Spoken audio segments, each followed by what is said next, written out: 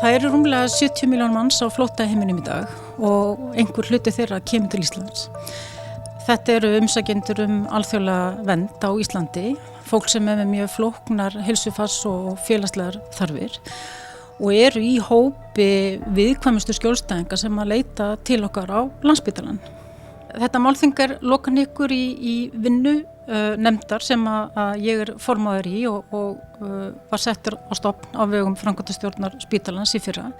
Við ákváðum að halda þetta málþing til þess að kynna þennan hóp fyrir starfsfólki Landspítala og ekki síður til þess að taka saman í hús þær stofnanir sem að sinna þessu fólki og þessum málaflokki.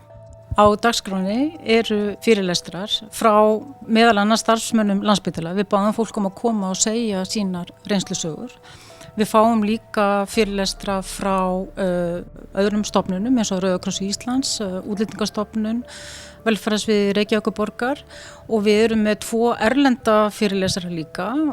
Önnur þeirra, Melanie Powell, kemur og segir okkur frá mjög áhugaverðri rannsókn sem hún gerði hælisleitendur á Íslandi og þetta eru nýjar niðurstöður sem bara nýbúið að kynna fyrir íslenskum stjórnvöldum. Hinn erlendur fyrirlesari hjúkrunarfræðingur sem hefur gríðarlega mikla reynslu af því að vinna með flóttafólki og við hlökkum mikið til að heyra hvað þau hafa að segja.